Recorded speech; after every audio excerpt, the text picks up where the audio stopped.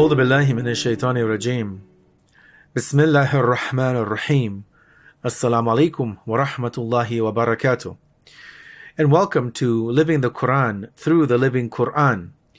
In this series, we've been going over chapter number 53, Surah al-Najm, the chapter of the star. Today, in our introductory commentary, based on the work of Sheikh Mohsin Qaraati, his Tafsir an-Nur, we began part 1 under the theme of the Great Oath. And we want to review verses number 1 through to 4 today. Now, before we begin the commentary, we have to remind our listening audience that the methodology that Sheikh Mohsin Qaraati employs within his commentary is that in many cases he will review some of the key words which God has used in the portion that is under review. He'll bring us those words and the general meaning and then the Quranic understanding of them. And then from there we delve usually into the actual commentary of that portion of that passage. And obviously, as many other great commentators of the Quran, he refers to other verses of the Quran. And also, as the need arises, he will bring about a hadith, the sayings of the Prophet and his successors, for us to better understand the content of the Quran. And as we have been doing in our previous series, as also is mentioned in the original commentary, is that we conclude every session with a few takeaway messages, some points for us to think and reflect upon, and that hopefully we can learn the chapter and the importance of the chapter and to implement within our day-to-day life.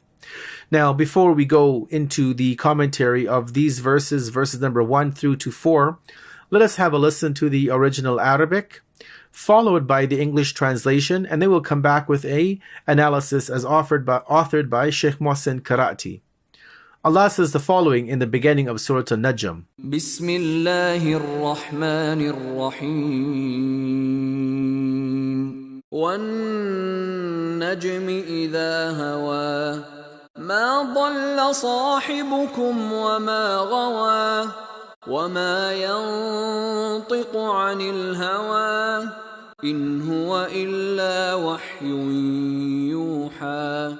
By the star as it goes down, your friend Muhammad has not gone astray, nor has he erred. Nor does he speak out of desire.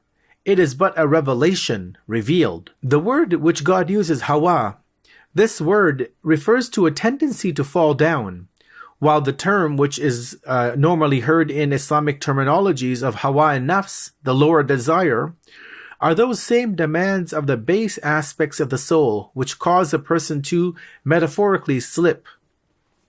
The word dhalla, which is also used in this passage in verse number 2, refers to being misguided from the straight path, while the word ghawa, which is also used in verse number 2, that this refers to a deviation in beliefs whose roots lie in false theological principles.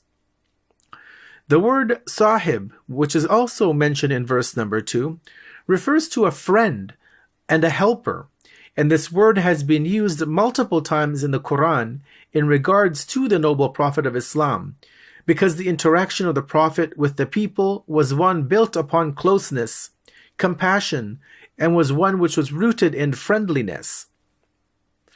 It is interesting to note that the last word of the previous chapter, Surah At-Tur, was the word nujum, or stars, the plural form of the word, while the first word of this chapter that we are currently reviewing is najm, which is the singular form of the word.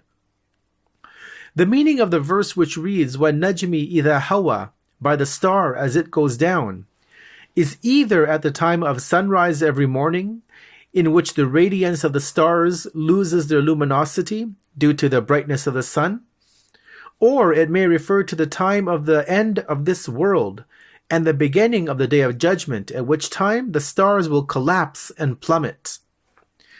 When it comes to the pivot of teachings of monotheism, Tawheed, God and His Prophet act to verify one another.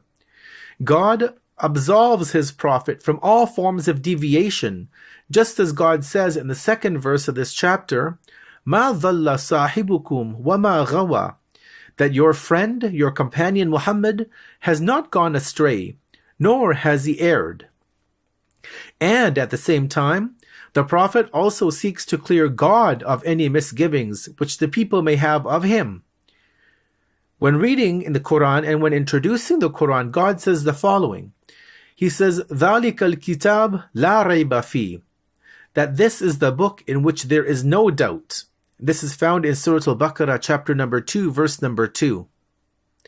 And at the same time, when speaking about his prophet, God says the following, وَمَا يَنْتِكُ عَنِ الْهَوَى, that nor does he speak out of desire. And this is done so as to close all avenues of petition by the people against God, and so that all avenues are closed, and so that no doubts may remain in the hearts of the masses. The Quran addresses those who have deviated and says to them that you were friends and companions of the Prophet for a long period of time, and you know fully well that he is not a deviant. As God again says, مَا ضَلَّ صَاحِبُكُمْ وَمَا غَوَى, your friend Muhammad, your companion, has not gone astray, nor has he erred. The unique qualities of the leaders appointed by the divine, by God, over those who are appointed by the people can be summarized into the following 4 points. The leaders from the divine, the leaders which God appoints for humanity, point number 1, they don't have any history of mental deviation. Number 2 is that they do not have any background of sins or immorality in their past actions. Number 3 is that they have a compassion and a feeling for the people.